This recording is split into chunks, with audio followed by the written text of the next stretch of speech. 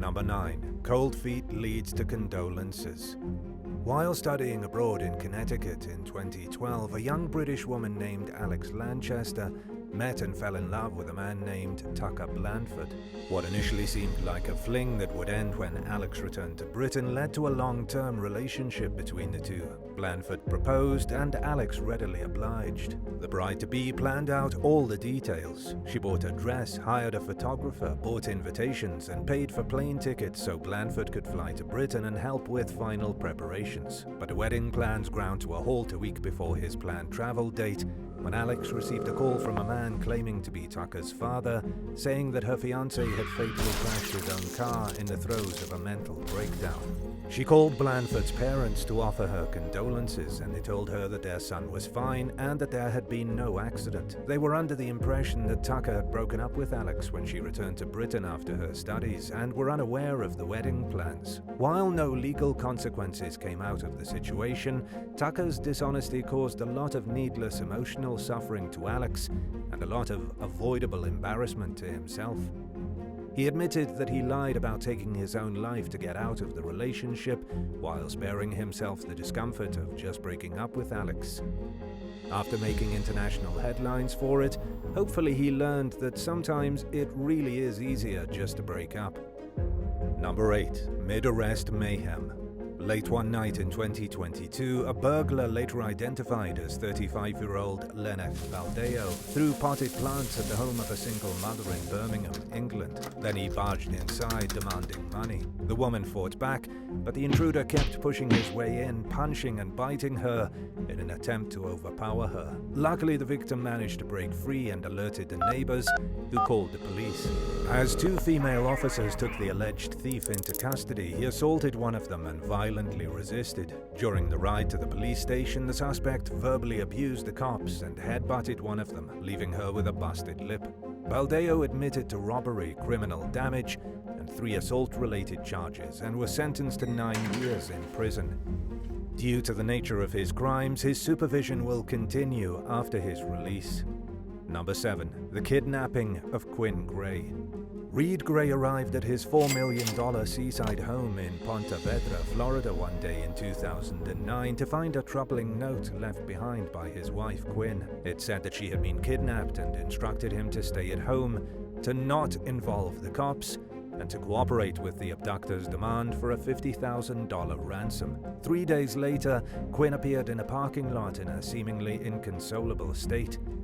She accused a 25-year-old gas station employee, Jasmine Osmanovich, of holding her hostage at a motel room. The hotel manager remembered Quinn and told police that she didn't seem distressed during her stay, and when investigators interviewed Osmanovich, he had recordings of his interactions with Quinn that proved the two were entangled in a steamy affair, and that Quinn had conspired with him to stage her own kidnapping in an attempt to extort Reed Gray.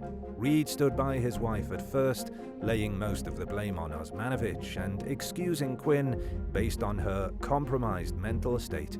But he eventually saw the situation for what it was and filed for divorce from his wife while she and Osmanovich went to court for extortion charges. Osmanovich pleaded guilty and was sentenced to 6 months of probation. Quinn pleaded no contest and received 7 years of probation, and they were each ordered to pay $43,000 to cover the cost of the taxpayer dollars that were wasted on police resources.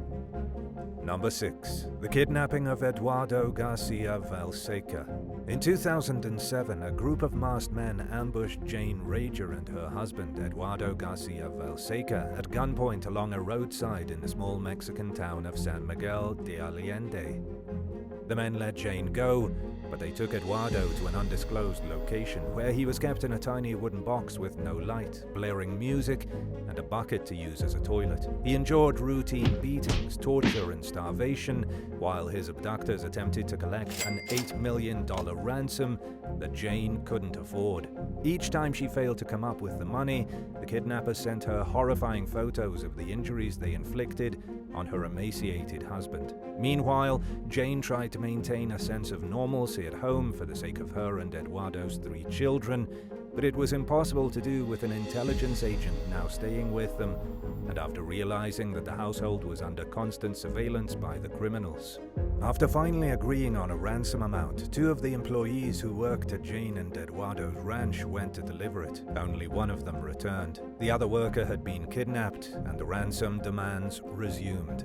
8 grueling months after Eduardo was taken, he showed up at the house. Weighing just 90 pounds, 41 kilograms, he was weak, skeletal, and barely recognizable, and he was mentally traumatized. The ransom negotiations for the employee's return continued, and he was eventually freed, but the abductors remained at large, and they made it clear that the family was in danger as long as they continued to live in the area.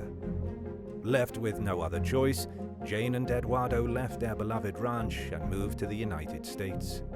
Jane passed away in 2012, and it wasn't until 2018 that a man named Ricardo Palma Salamanca was arrested for masterminding an eerily similar abduction to Eduardo's. To add insult to injury, Eduardo recognized Salamanca as a trustee of the school he and Jane had founded back in Mexico, someone the family knew and trusted, and would have never suspected of being his kidnapper. The abductions have stopped since Salamanca's arrest, indicating that he was most likely responsible for what happened to Eduardo. Since then, Eduardo and his kids have rebuilt their lives in the US, but they'll never forget having everything ripped out from beneath them and having to start over from scratch. Number 5. Woman kicks cop during traffic stop. Early one morning in 2022, police in Struthers, Ohio, observed a vehicle with one headlight out driving erratically at high speed. After seeing the car almost hit a curb a few times, officers pulled the driver over. As one of the cops approached 31-year-old Miranda Fairchild, she allegedly began yelling at him and refused to stop, even as he tried to tell her why she was being stopped. She was later accused of punching the officer through her open car window, prompting the police to call for backup. According to an arrest report, Fairchild continued to resist arrest even after more officers arrived, kicking one of them in the thigh and groin. Once the cops finally got her under control, they took her in and booked her for resisting arrest, driving with a suspended or revoked license, and felony assault on a police officer. Number 4. An early end to an early retirement. As part of their plan to retire early and leave the California coast, Tom and Jackie Hawks put their yacht, the Well-Deserved, up for sale in 2004. A young couple, Skylar and Jennifer DeLeon, contacted them to set up a viewing and test drive. Tom and Jackie were never seen or heard from again after that, yet the Well-Deserved returned, and Skylar and Jennifer appeared to have taken ownership of it. Hoping that Tom and Jackie had gone on an impromptu trip, but fearing the worst, relatives reported the pair missing.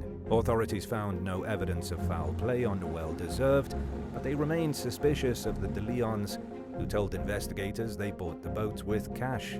Detectives became even more concerned to discover that Tom and Jackie had apparently given Skylar power of attorney over their assets and money. Skylar claimed it was because he was trying to help the couple secure a vacation home in Mexico. The documents were notarized and signed by a witness, and by all appearances seemed legit.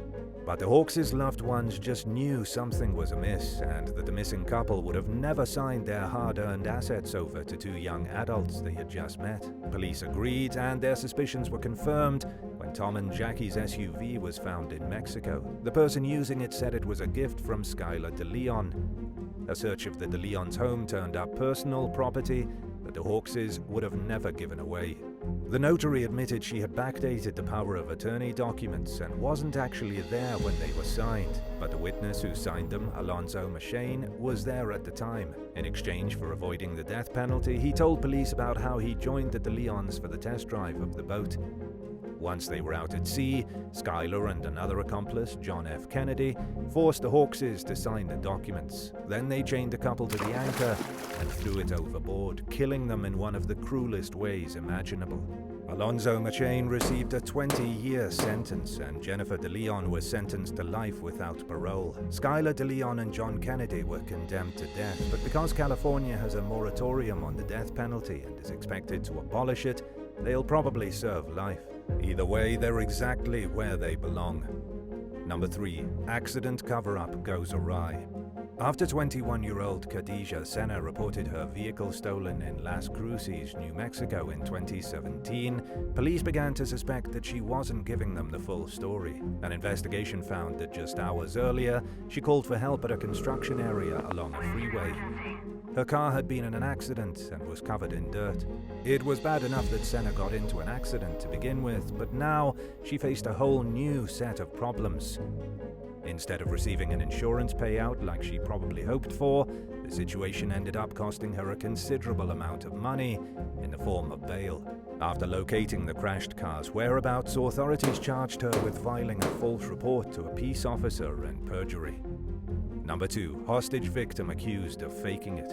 In 2015, two masked intruders held credit union executive Matt Yusman and his mother hostage at their Bristol, Connecticut home. They strapped a device around Matt's chest, claiming it was a C4 bomb with a timer attached, and ordered him to drive to his workplace and rob it while they stayed behind with his mother. If he failed to get the money by a certain time, the bomb would explode. Matt called his boss and told him to wait with the vault combination and not to call the police. But his boss called the police and they surrounded Matt in the credit union parking lot. A bomb squad arrived to remove the device from his chest just minutes before it was supposedly scheduled to detonate. It turned out to be fake, and once the intruders found out the police were involved, they fled the scene, leaving Matt's mother physically unharmed. It wasn't long before law enforcement and Matt's work superiors began to suspect him of staging the entire ordeal for money, based on their belief that he was a problem gambler and because he performed poorly during parts of a polygraph, something his lawyer attributed to the trauma he had just endured. They also found it odd how his mother, Valerie, described the intruders as polite and gentlemanlike. Matt was put on leave from his job and faced possible legal consequences, turning his life into a living hell for the next year, until finally the FBI connected the crime to similar incidents that were happening around the country. Most of the victims worked at banks and had enough personal information posted on social media for the culprits to figure out where they lived and observe their daily routines before making a move. Authorities cleared Matt of any wrongdoing and nabbed the suspects, convicted felons Brian Whittam and Michael Benanti. The ex-cons had met while serving prison time together for previous cases. Benanti was convicted of 23 federal charges and was sentenced to 4 life terms plus 155 years, and Whittam received a 42-year sentence in exchange for his testimony against Benanti. Number 1. Falsely convicted former lawman. Former Indiana State Trooper David Cam was horrified to arrive home one evening in 2000 and find his wife Kim and their 2 children murdered in their garage. He hadn't been the best husband, but his world fell apart when he lost his family. Unfortunately, his philandering ways quickly put him at the top of the suspect list, and the law enforcement officers he once served with were now accusing him of murdering the 3 most important people in his life in order to avoid the responsibilities of marriage and fatherhood. David adamantly maintained his innocence, and there was evidence at the scene that someone else was the culprit, including a sweatshirt that didn't belong to anyone in the family. But he was nevertheless charged with murder and was found guilty. He languished in prison for the next 13 years, while he continued to fight his case and won a second trial, but was convicted again. David won a 3rd trial, by which point his lawyer had ensured that the DNA on the mysterious sweatshirt was tested. It matched to a violent convicted felon named Charles Boney. Instead of accepting that Boney had acted alone, prosecutors now claimed that he and David Cam had co-conspired to commit the murders, while Boney's defense attorney claimed his client was set up by David. Finally, David Cam was acquitted and fully exonerated of any wrongdoing, and Boney was convicted and sentenced to 225 years in prison. David was relieved to finally be found innocent, and he won $4.6 million in a lawsuit against the state of Indiana. But it doesn't bring back his family or erase the trauma of being falsely accused of killing them. He's also stuck dealing with the fact that a lot of people remain convinced that he was involved and openly despise him. In other words, even after a hard-fought victory, the consequences of the tragedy will follow him around for the rest of his life. Thanks for watching. Would you rather get caught lying to your employer about an unexcused absence when you're already be on thin ice at your job, or tell someone you're not interested in dating that you're about to move far away, only to run into them in public weeks later while you're out on a date with someone else? Let us know in the comments below, and don't forget to subscribe. See you soon. Bye.